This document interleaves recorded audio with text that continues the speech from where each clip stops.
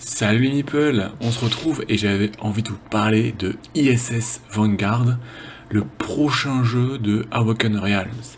Alors je vous présente plus Awoken Realms, c'est ceux qui ont fait This War of Mine, le jeu plateau, Tentlegrail, Etherfield, The Great Wall qui n'est pas encore livré, enfin plein de très belles réussites. Et depuis la mi-2020, Marcin, un des créateurs de Awoken Realms, nous donnait alors pas beaucoup d'infos, mais beaucoup de visuels, comme celui que vous voyez à l'image, qui sont juste superbes. Mais on ne sait pas trop ce qu'allait être ISS Vanguard. Et puis là, il y a quelques jours, ils nous ont dévoilé la page de pré-campagne, et alors là, il y a plein d'infos, et donc je suis allé un peu à la pêche aux infos pour essayer de vous présenter ce projet qui devra arriver avant la fin d'année. Alors la première des infos, c'est que ce projet ne va pas venir sur Kickstarter, mais ça va venir sur GameFound. Et oui, Awoken va faire une petite entorse à la règle. Alors ça va quand même être une campagne de financement, avec des stretch goals, etc. Mais il passe plus par Kickstarter. Alors GameFound, il s'est bien connu de Awoken, puisque ça appartient à Awoken, tout simplement. C'était jusqu'à présent une plateforme surtout pour les pledge managers. Donc on y retrouve un certain nombre de pledge managers, de grands éditeurs. Et puis là, ils vont se lancer sur du financement participatif sur cette plateforme. Alors c'est un premier test pour eux, ils veulent vraiment en faire une plateforme de financement participatif dédiée au board game, aux jeux de plateau, aux jeux de société.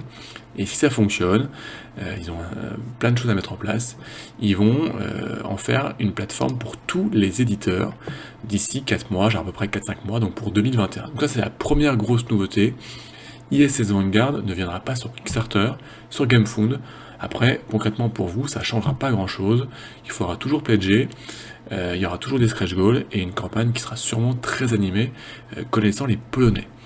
D'ailleurs, petite info, si vous avez un compte GameFound avant le lancement de la campagne, vous aurez une petite réduction de 5$, toujours ça mis de côté. Mais alors, ISS Vanguard, qu'est-ce que c'est? Qu'est-ce que ça va être?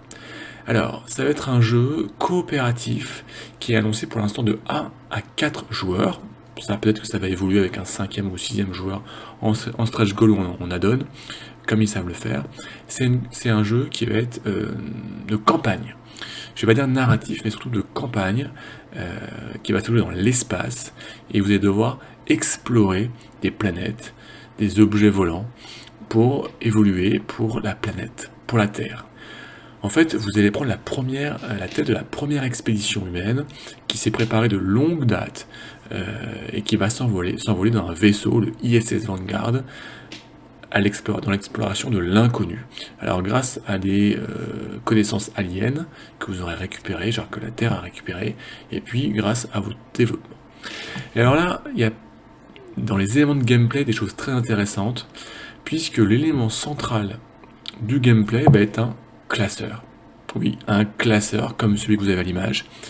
C'est dans ce classeur que vous allez trouver votre équipage, que vous allez trouver les recherches que vous allez développer, que vous voulez développer, que c'est là que vous allez retrouver les cultures aliens que vous avez rencontrées, les systèmes de planètes. Voilà, ça va être l'élément central. Alors on ne connaît pas encore tout.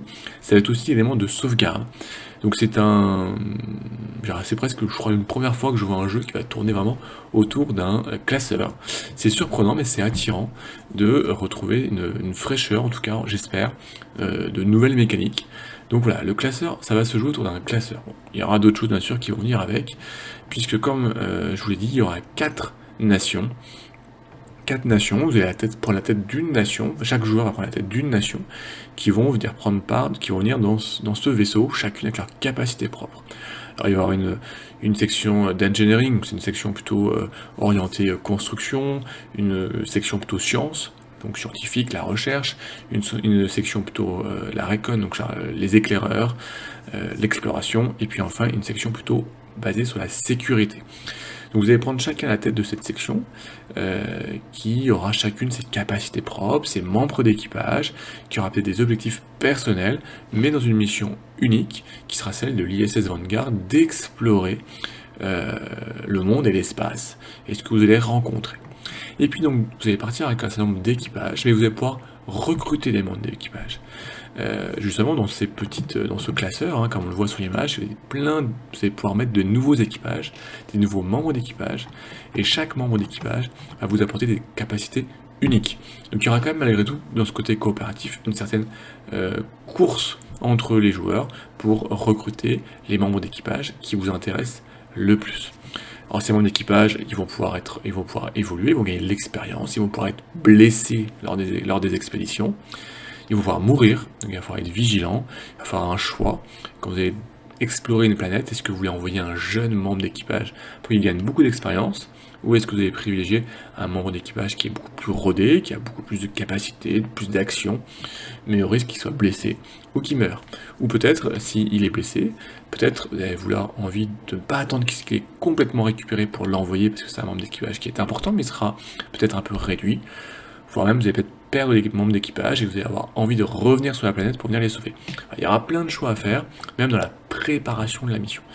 En effet, les sessions de jeu entre chaque sauvegarde, qui sont annoncées pour 1 à 2 heures, vont être des explorations de planètes ou d'objets. Alors, pour ça, vous allez récupérer alors pas un classeur, mais c'est une sorte de cahier dans lequel vous allez placer différentes cartes qui ont attrait à la planète que vous allez explorer, avec différentes zones à aller explorer. On va regarder un petit peu ensuite la mécanique d'exploration. Alors, ce qui fait que vous aurez une partie aléatoire, et dans la mise en place des cartes en particulier, mais une partie aussi un peu orientée pour chaque planète. Donc voilà, il y aura un mix entre l'histoire, je dirais, et puis une certaine rejouabilité, un certain gameplay qui changera à chaque partie. Alors, une fois que vous aurez fixé ce que vous allez vouloir aller explorer, il va falloir d'abord se préparer. En effet, la phase de préparation va être très importante. Vous allez devoir choisir avec quel vaisseau quelle navette vous allez descendre sur la planète. Cette navette aura des caractéristiques propres, avec quel membre d'équipage vous allez vouloir vous embarquer, donc avec leurs capacités propres, et avec quelles ressources vous allez devoir descendre sur la planète, ces ressources qui vous sont utiles. Il y aura une phase d'atterrissage où vous arrivez quelques malheurs, quelques mésaventures, et puis ensuite vous allez arriver sur la planète. Et alors là, la base du gameplay qui est annoncée, ça va se faire avec des dés. Chaque membre d'équipage va apporter son lot de dés qui va être unique, et vous allez lancer des dés. Chaque dé va pouvoir vous permettre de réaliser des actions, de pouvoir explorer des nouveaux lieux dans la planète, ou dans l'objet que vous allez explorer. Vous allez pouvoir utiliser bien sûr vos capacités de personnage, comme ici là, ce personnage qui est plutôt d'origine asiatique, un Cho Jong-hyung, qui vous permet par exemple tant qu'il vous reste des ressources dans votre navette, de pouvoir relancer les dés. Voilà, donc ces actions, il va falloir les utiliser au bon moment. Vous allez pouvoir sacrifier des dés pour pouvoir relancer des dés, mais vous aurez donc moins de dés pour la suite. Vous allez devoir allouer des dés à des actions, vous pourrez être blessé, donc perdre des dés.